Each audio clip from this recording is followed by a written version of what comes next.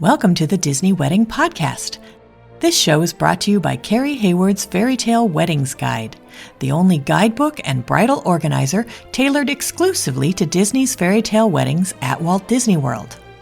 I'm Carrie Hayward, and each week I feature Disney wedding updates, money-saving tips, and interviews with wedding vendors and real Disney couples. I also cover honeymoons, anniversaries, and engagements at the Disney parks and resorts. Join me now as the Disney Wedding Podcast celebrates romance at Disney destinations.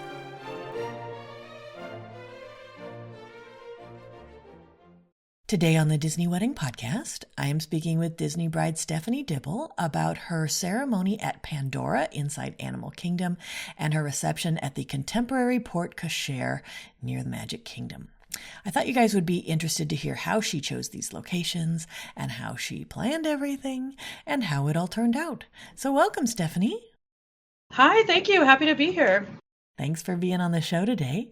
Let us start at the very beginning and tell my listeners how you guys decided that you wanted to have a wedding at Walt Disney World. Yeah, so to begin the story, we're actually going to go back to 2019 when we first got engaged. And our first wedding date was supposed to be March of 2020, which obviously did not happen with the pandemic hitting at that time. So it got postponed and canceled eventually after 3 postponements that had happened. And the original location was going to be in Hawaii, not Disney related at all. But then by the time we canceled it for the last time, I want to say in 2022, it was just so frustrating for everybody to have gone through that because it was a destination wedding. They were planning, travel and accommodations. And we were looking at the news that, Hawaii was building field hospitals and, it was 2 weeks before and we just couldn't do it. So we ended up canceling it and some of my guests got their money back and some didn't. And it was all just a point of frustration that everybody was at, ours included, obviously. But when we did finally say, okay, everything's calmed down in the world, let's go back to planning the wedding, I couldn't bring it to myself to call my friends and family and say, book Hawaii again. I don't think they would have. So we ended up kind of settling on Disney because it was the only thing that we could think would just reignite and re-excite everybody for it, ourselves included. So, and we love Disney. We have visited quite a few times and even visited Paris. And so I would have originally loved to have a Disney wedding, but the path that we were on got me there anyway, so that's okay. But yes, so then we finally announced, okay, we're going to do Disney World in a year and it's for sure going to happen and it's not going to get canceled. And then everyone got, way excited again, and it seemed like it was on the path of actually happening, and then it did, and now we're married, so it worked out. That's fantastic. How did your friends and family react when they found out where the wedding was finally going to be? Yeah, they were excited because I think at first they said, oh, okay, sure, the wedding's back on, okay, sure. But then I said, well, it's at Disney World in Florida though, and they said, okay, well, if you do cancel it or postpone it again, I'm still going to get a trip to Disney World out of it, so absolutely, I'm with you. So they were all excited kind of regardless as to what would have happened at that point. So it was a good decision, definitely. Wonderful. How many guests did you invite and how many were able to make the trip? Yes, so we did end up inviting about 55 and then about 29 or 30 came. So almost everybody. So that was really exciting. Definitely had a lot of last minute pullouts, which was not fun to deal with, especially with how Disney plans everything so far in advance. But they were able to adjust and make accommodations for us. So it ended up being okay. Yeah, 29. Got it. Did you set up a room block for your guests?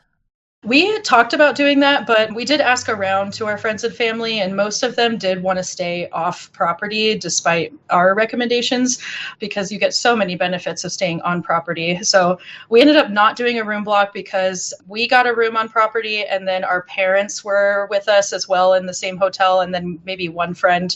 But outside of that, everybody else stayed off property. So it wasn't worth it for us to do the room block at that point. That makes sense.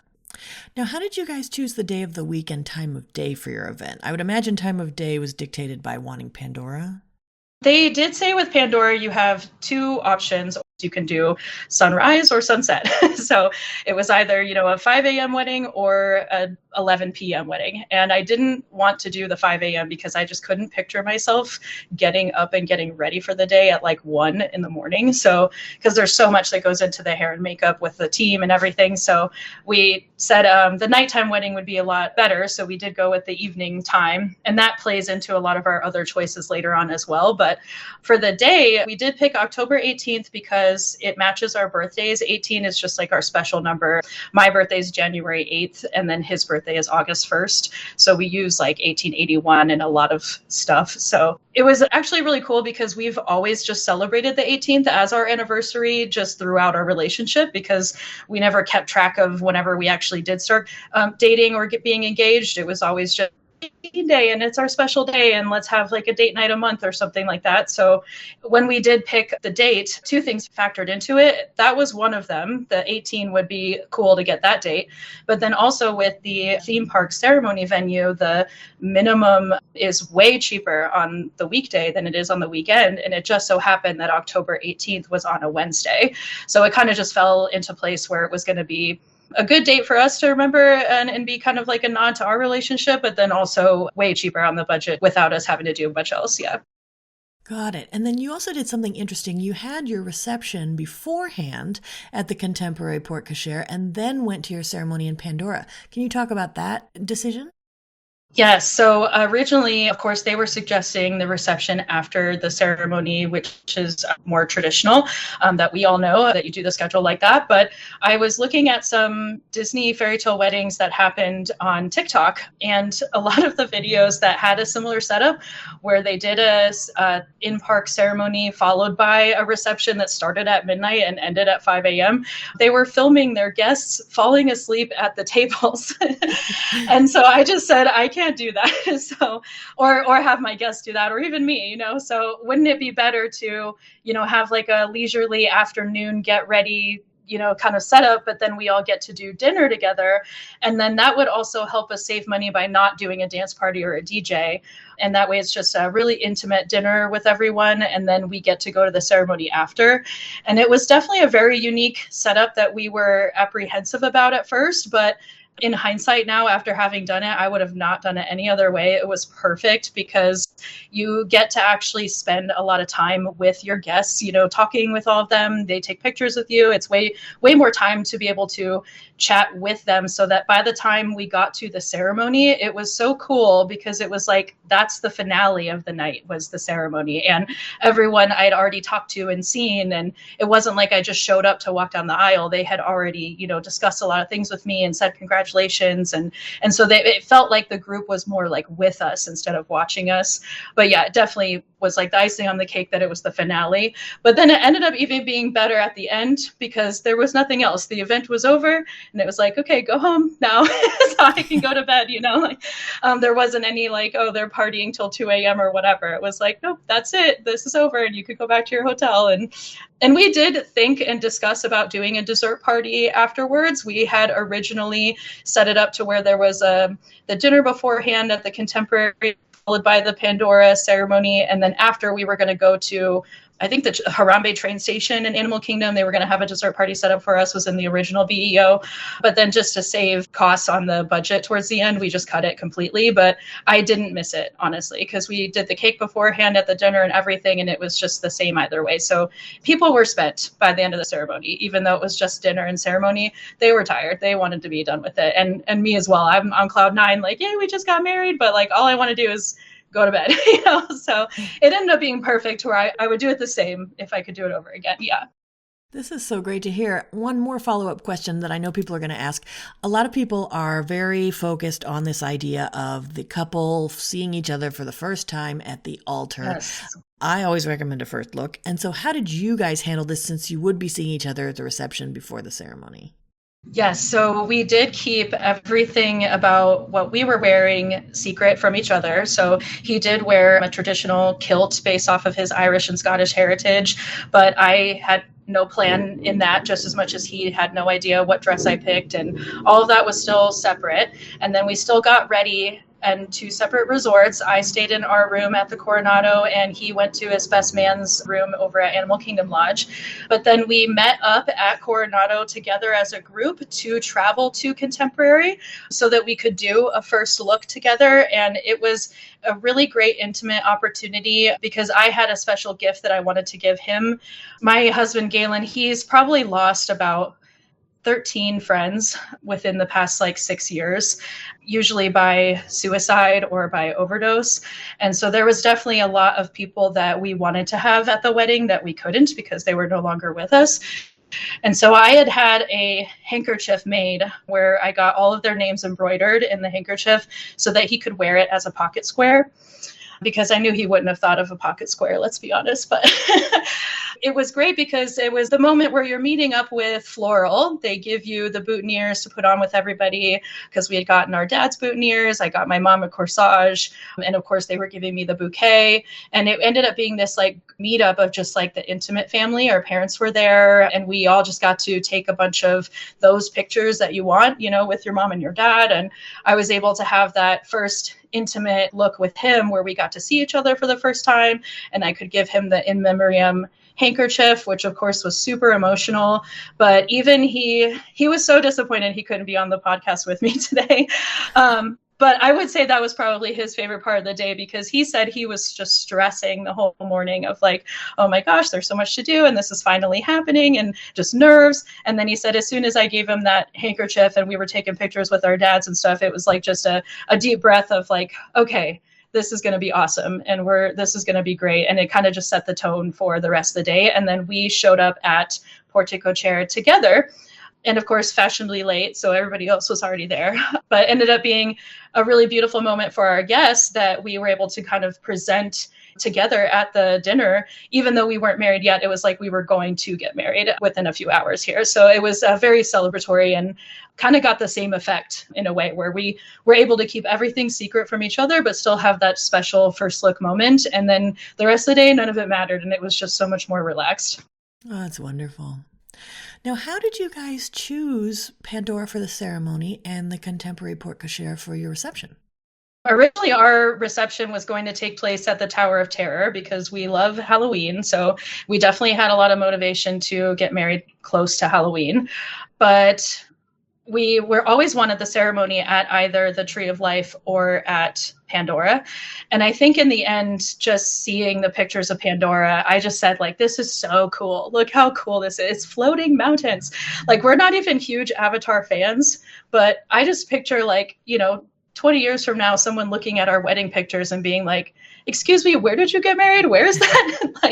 Because it presents that fantastical magic that Disney is, where we can't afford to get married at the castle, but the Tree of Life or Pandora just is so unique, where we didn't want to pick a place in a resort where it would seem that this could be located anywhere, this could be a beach in Hawaii, or this could be someone's front lawn in New Orleans or whatever. We wanted it to be unique. So we ended up toying around back and forth with the Tree of Life and Pandora. And I think because of the uniqueness, we ended up leaning with Pandora. And it was just the coolest thing.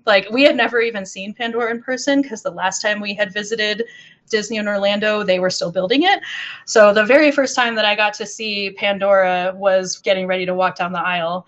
But even then, it was just a beautiful moment because it was so breathtaking. And being at night was the best choice also, because it's all lit up and blacklit and there's colors everywhere and lights, and it just was so beautiful. It just took my breath away before I even walked down the aisle. I was so emotional just because of where we were standing. So it was definitely the best choice. Absolutely. And now I'm an Avatar fan because I got married there. So got to watch the new movies. Yeah. So we originally had the Tower of Terror on there, but it ended up being a transportation issue because with it being an in-park venue, Disney, of course, wants to bus you in and out for their security and then pay extra for their security in the bus. So part of it was budget and part of it was just logistics, carting the guests everywhere. And that it would be so much easier if we picked a resort instead, because they can just show up at their leisure, park there, and then get on the bus to the ceremony and then back, and it not be kind of like two different buses throughout the day. And that was definitely a good choice because we ended up getting so many pictures with the fireworks that went off there. And we had not planned that at all. The happily ever after fireworks were going off, and it was just the best view because at the Porte Cochere, you have this kind of like giant parking lot right there that it's not even a parking lot because there's no car parking there, but it's like this outdoor ground level deck in a way where all of our guests were able to kind of stand out there and watch the fireworks go off. And then we were able to take a ton of photos with the fireworks, just me and my husband. And then it was like the best pre-finale because the minute the fireworks were over, the bus pulled up and they were like, okay, let's go get married. It was like, oh my gosh, okay, the night's not over. This is crazy. So the only thing I would say is a little bit of a downside of Porte Cochere is it's not decorated. Like I thought based off the pictures in your guidebook as well, and Carrie, some of the photos that everybody has, it's like really well lit and curtains and it's got chairs and stuff. And I just really naively assumed that those things would be there. But no, it's definitely like an extension of the parking lot. So when we had our 3 tables and like the food buffet and everything, all of that stuff was decorated, but it was kind of just sitting like in a parking lot. So that would be the only thing I probably would change if I could do it over again. But honestly, I don't know if I would change the location. I would have just spent more money on decor. So, or like chairs, knowing that the fireworks would be going off. But in hindsight, it didn't matter because everything else was just so great. That's wonderful. Did you guys use any outside vendors for the portions of your event that you were able to? Yes, so we did use an outside vendor for photography. We used Jess Collins that I found on the Diz Brides Facebook group. She was absolutely wonderful, great. The pictures came out beautiful. But now having done the Disney Fine Art Photography photo session that we just got back from, those pictures are just insane. So I get why we were doing it to save a little bit of money because Disney's photography, it was definitely more expensive than the outside vendor that we used. And not that those come out great. They're beautiful, but the pictures that the Disney photography took are just times 10. So I probably would just stick with Disney if I were to do it over again and just spend the extra money. Yeah, I think part of it too with not using Disney photography was that it's such a gamble on the photographer that you get, and that concerned us, where there's a lot of feedback out there of, this photographer's good and this one wasn't so good, or this one you connected with well, and that you didn't know who you were going to get. So that kind of played into the motivation as well outside of budget that we picked with an outside vendor because we were able to, connect with Jess Collins a lot more as to who was taking our photos and what the vision would be and things like that in advance that Disney would not have offered. So that definitely helped with that as well. But I mean, doing the fine art photography session, the pictures that we got are just crazy. They're crazy good. Maddie did such a good job. How did you guys choose your officiant? This is a funny story because our officiant is a friend, a mutual friend.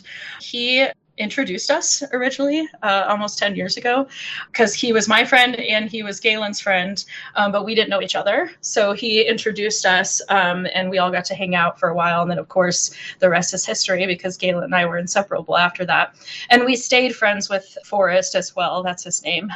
But we registered him as an online officiant before asking him because you don't even need you just need an email to do that apparently. So we registered him and then we sent him the certificate and then he called us and said, what is this?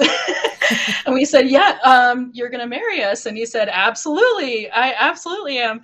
And then it was great because when we had postponed the wedding, the last times his sister got married and she came and asked him, oh, would you officiate for me and I'll, get you registered. And he said, I'm actually already registered. This is so cool. So he was kind of able to practice a little bit by officiating her wedding and then came and officiated ours later. But it was so much more of like a connection. It was so beautiful. Like we were able to meet up, because he was there on the trip. We were able to meet up a couple days beforehand and kind of do like a rough rehearsal as to what we wanted. And he's very much a talker and natural like speech writer. So he just took it and ran with it. And we gave him all the freedom and liberties. And it turned out beautiful. He did a great job. Fantastic. Did you add any kind of musicians or entertainment to the ceremony or the reception? No, I will say that was probably my biggest worry with the dinner was, okay, it's just a dinner. Like we're not doing a DJ. There's no characters. Like what are they going to do? So we did end up for appetizers a little bit. We got like the donut flambe station, and that was definitely more entertainment because you had the chef there like cooking it in front of them, and the guests like loved that. But now in hindsight, I'm glad we didn't book anything else because you had the fireworks show. So that ended up being like the entertainment of the night. But for the ceremony, we when I was talking with our Disney wedding planners, I think Brooke was her name. Yeah, she was kind of suggesting with a venue that's as big and impactful as Pandora, there's two different ways that you can go with it. You can either go, full, where you have all the decor, all the entertainment, you line the aisle, you go crazy with it, there's an arch, all of that. Or you should just kind of like do it naked and not do anything. Just keep with the violinist that they provide and let's put some chairs out and let the venue itself speak for itself. And so that's what we did to save more money, was just absolutely not decorate the venue at all and not have any other musicians or entertainment. And she's so right. When you're standing there, it's just so breathtakingly, massively beautiful on its own. You really don't need anything else. So, and even the chairs that we had, we did not spend any extra money on the ceremony chairs because they took them from the Porte Cochere over to the ceremony venue at Pandora. So we saved some money there as well. We paid a small fee for them to transport the chairs instead of repurchasing new chairs, and that was huge. So, but yeah, just the violinist for the ceremony was beautiful. We didn't need anything else. That's great. You mentioned the donuts flambe. Do you have any other menu items or cake flavors from your wedding that you would recommend? Yes, so everyone loved the short rib. The short rib was the talk of the night. I actually don't even remember what else was on our menu because all I remember is the short rib. So definitely get the short rib. But we thought about doing extra desserts, kind of like a dessert spread, but instead we just got a larger cake so that could be more of like a moment. So we ended up doing like a 3-tier cake, even though we probably only needed 2. And we did still have leftovers, so that was probably not a good decision because I had no idea what I was supposed to do with this box of cake that they gave me. But yes, the cake was an interesting kind of journey on its own because we went through a lot of different variations. The price was able to come down on the cake because we didn't do fondant. Because they did say that if you have fondant on the cake, it does look a little bit prettier, but then it's not served with fondant. They do peel it off when they serve the guests the cake. And so we just thought, why not just do like a buttercream cake with no fondant? And that saved a few $100s just by making that one change. And honestly, the cake was beautiful. Like I don't miss that it wasn't a fondant cake. But we did kind of like black galaxy design on it to kind of match the colors of Pandora, and it was beautiful. And the flavors was a lavender cake and then a lemon blueberry filling. And my husband picked that because he went to the cake tasting and menu tasting that Disney offers. So that was actually a really fun thing because he went to that trip on his own. I didn't go because I couldn't get off work. And so I said, oh, well, when we can't do this. And he is a sous chef in his career. And he was like, I could do this. You don't need to be there. And it made me, and I'm sure all brides understand, it made me so nervous to be like, sure, go and make all these decisions for the wedding without me. Absolutely.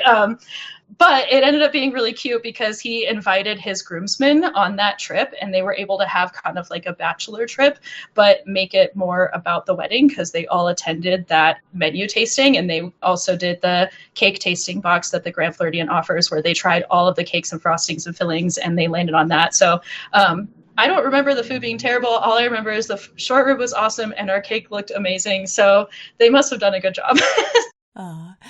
Now, did you guys add any other events around your day, like a dessert party or a welcome party? No, we did discuss it because everyone that we had was making a trip for the week. And so we did discuss doing other events because this was actually the first time our families were meeting each other because my family is mainly in the Cleveland area and then his family is mainly in Wyoming and Laramie. But we live in Denver, where all our friends are. So we had discussed doing a welcome party to kind of get everyone to get to know each other.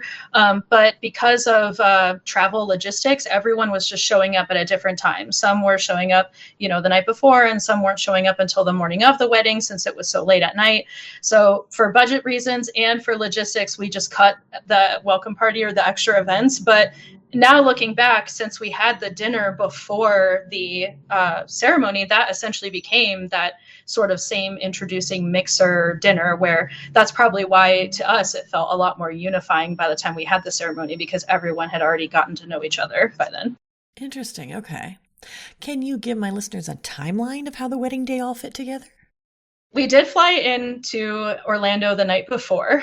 We had assumed with the wedding being so late at night, there was going to be a lot we could do that day, and we didn't necessarily have to arrive any earlier than that.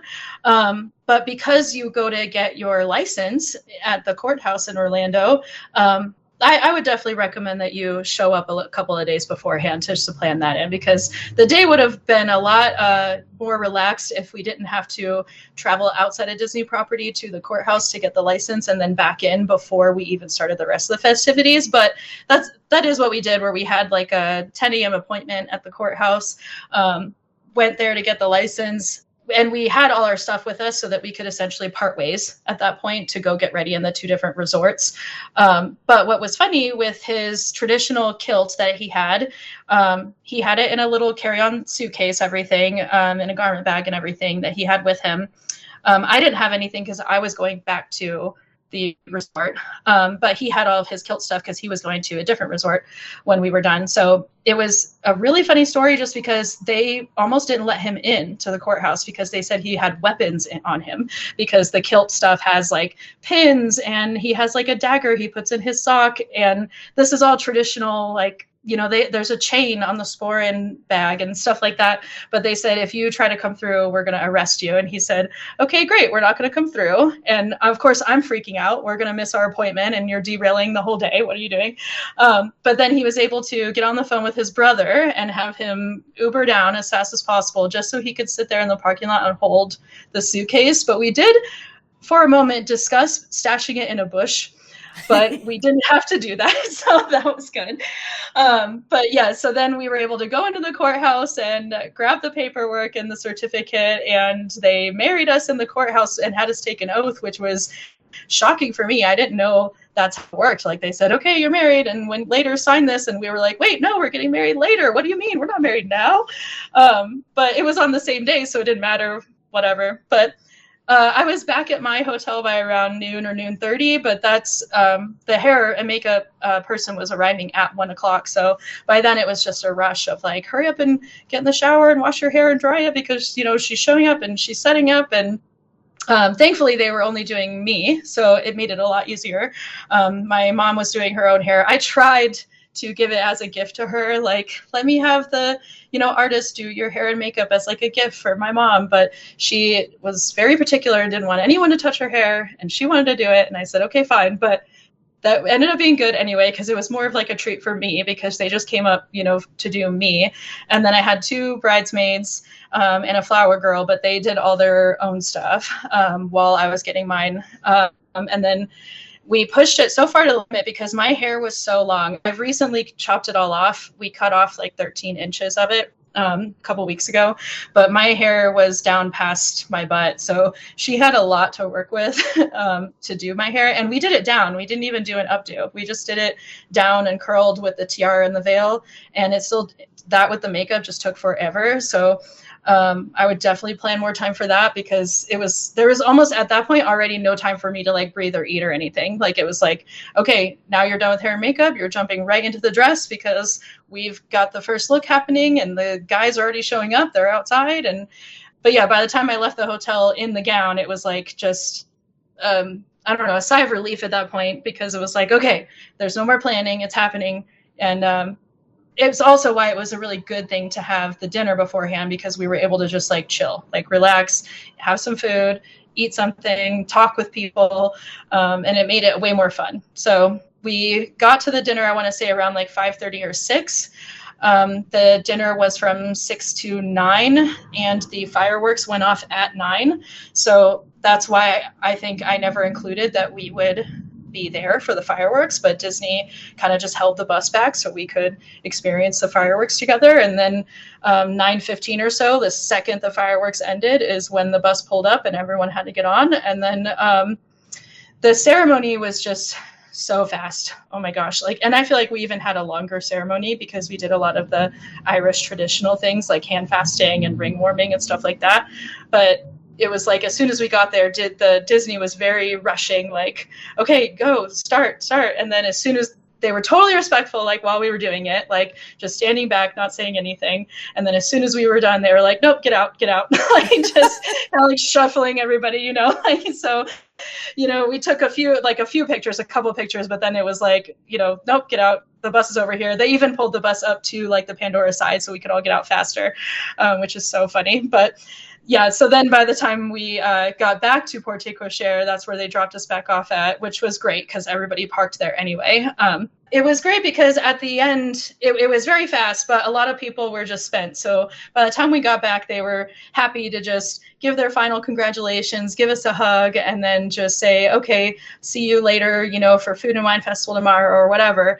But then there was a few of us that, were kind of still hanging out at the bus and the parking lot because you could tell, like, we were just adrenaline like pouring at that point because the ceremony had just happened. So I feel like it would have been good to maybe still have the dessert party after, but maybe not for everyone, maybe like just for the bridal party or something. Because we did end up saying, oh, we all want to like go out and keep celebrating. And there's like a group of 10 or 13 of us that wanted to like keep partying in a way and actually go do that.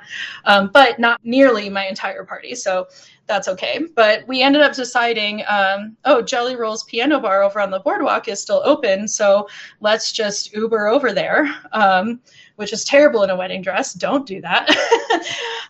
But the Uber driver was very nice. So that was okay. But I mean, at that point, I'd already gotten married. So it's not like I cared if my hair was getting messed up or whatever.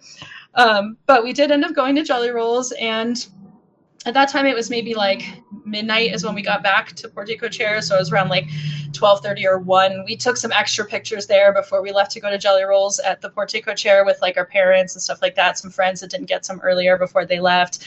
And so it was around like 1 a.m. or so that we went into Jelly Rolls, and they were packed. They had so many people there. It was like shoulder to shoulder. But as soon as we showed up, like in the gown, and he had like his kilt suit on, and of course some of my bridal party was with me, it was like show stopping. Like everybody was turning and looking at us, and it was like so cool in a way because you just felt like a celebrity in the moment. Like, yeah, I'm here in my wedding dress. What's up? Like, but we were able to get some drinks, and then we're listening to the music and stuff, and then the piano players came on the speaker and said, oh, there's a special couple here tonight, and we heard that they didn't have a DJ, and therefore they never got their first dance, and so we're going to give that to them now.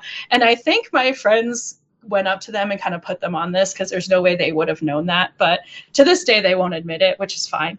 But they did invite us up on stage with the piano players, and they started playing Can You Feel the Love Tonight, which was so cute. And then we were able to kind of do a dance, which was also really funny that earlier in the day we were doing the fireworks pictures. The photographers kept asking my husband to dip me. They're like, oh, just dip her. But then he would drop me. And so they were like, don't dip her anymore. Don't do it. And it was funny getting the pictures back of me being dropped on the ground. So hilarious. But of course, he needed to redeem himself. So when we went up on stage at Jelly Rolls and we were doing the dance, he's whispering like, I'm going to dip you. And I'm like, please, God, no. You're going to drop me again in front of all these people. Don't do it.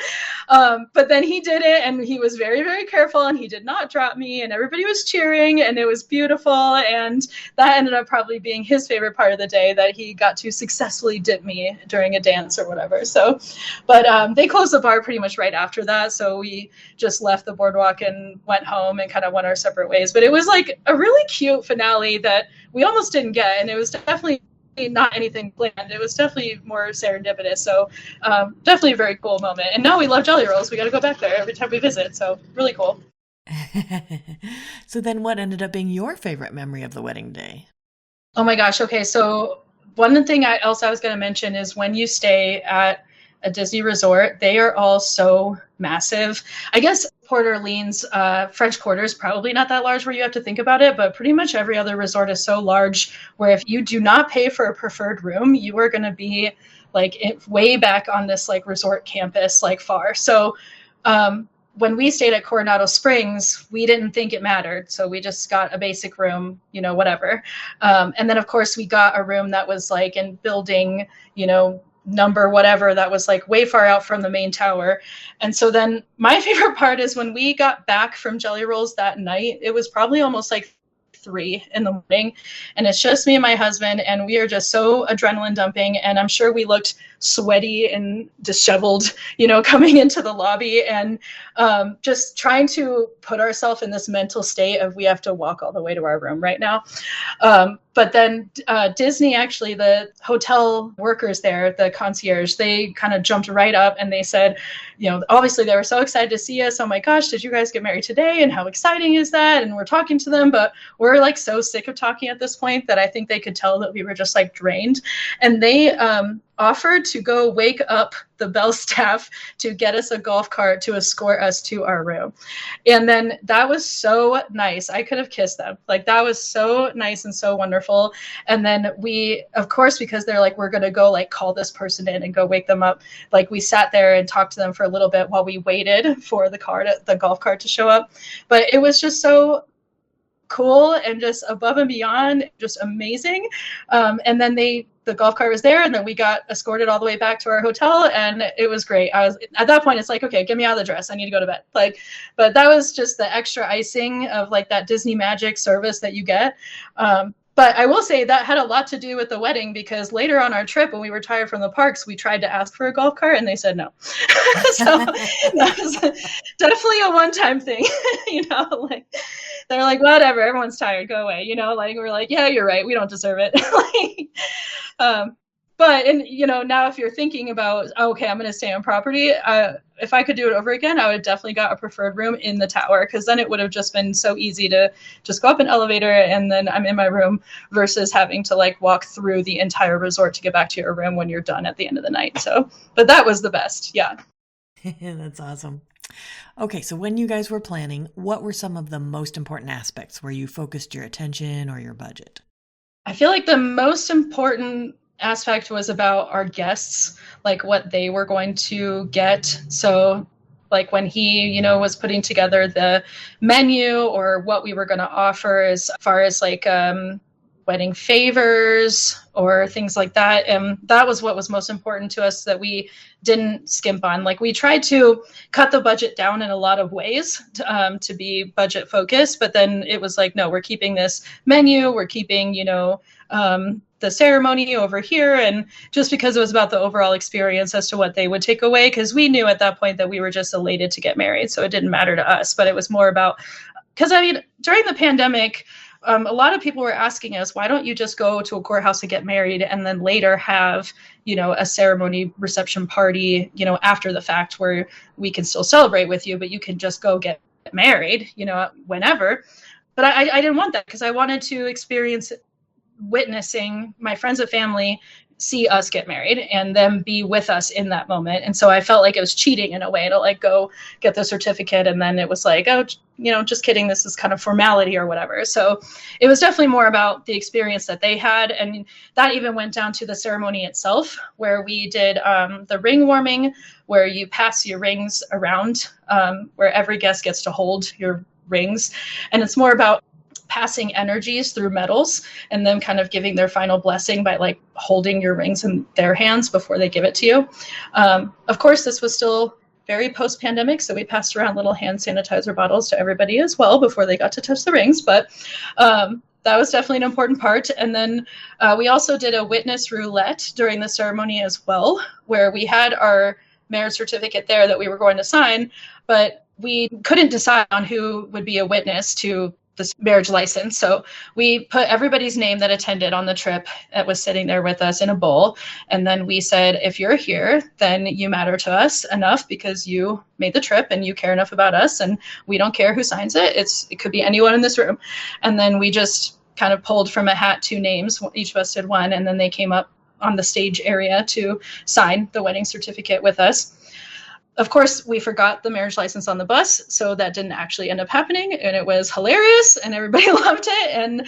But they still got to come up on stage to be present with us to do like the kiss and everything, so that was cool. They got to be like honored in that way. And then later, when we got back to Porte Cochere and got off the bus, they signed it with us. So, and we got some pictures of that, so that was good. But yeah, it was those things where those weren't necessarily like a budget thing. It was just more of like, I don't know, what's important to you. And if those things did cost money and we had to have them through Disney, we would have paid it because it was just about the people that we were with more than what we were doing. Yeah. Got it. Were there any aspects that were less important where you saved your money or just your effort? Honestly, no. If I had all the money in the world, I would have gotten everything. So it was definitely more of like how we can kind of pull it off just between our incomes, the two of us. But my biggest regret is that we didn't have the characters. I wanted Mickey and Minnie at the dinner, and they were on the BEO until they weren't at the very last minute. And I don't know. I don't know if I regret not having them there or not because it was magical enough on its own, but I feel like it would have just been the icing on the cake if they could have like been there to cut the cake with us and stand next to us or something.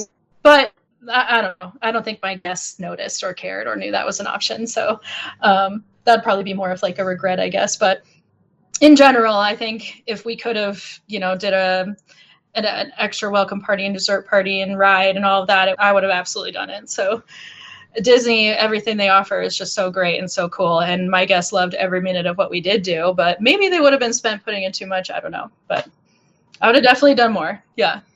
Interesting. Okay. Did anything go wrong or just not turn out like you expected? Yes, two things. So the first thing being the witness roulette, like that kind of just going totally awry during the ceremony because we didn't have the marriage license. It was sitting on an envelope on the bus. And of course, that's way at the entrance of the park. So it's not like you can go run and grab it really quick or anything. But that ended up being like one of the best memories that everybody had of the ceremony because my officiant Forrest, he's our mutual friend. And he whispers to me, oh, I'm going to have to pivot. I'm going to improv because we don't have the license and we're going to kind of move on. And I was like, okay, no worries, whatever. I'm having fun up here. But then he turns to the guests and just goes, we don't have the license. We're pivoting. And I'm like, that's not how you do that. But it was so funny. Like everybody was just laughing so hard. So it was like something that went wrong, but like it didn't matter. It was great either way. The other thing was when I first got my flowers, the floral team did a great job with the flowers. The vision was perfect. My mom's corsage was beautiful. The boutonnieres were all great. But then I kind of threw them for a loop because I should have told them I was planning on doing this in hindsight, and I didn't. And that was stupid of me. But basically, I had a very close friend of mine, build, he has 3D printed me a lightsaber holder for the bouquet.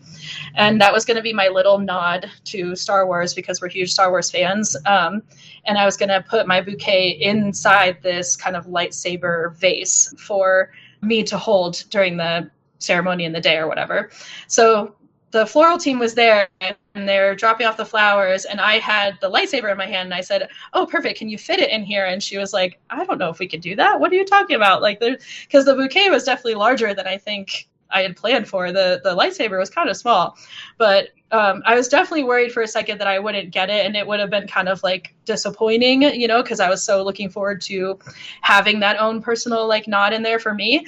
But bless her heart, she sat there while we did the first look and the pictures and all kinds of stuff at Coronado, and the whole time she's sitting on the bench there jamming these flowers into that lightsaber.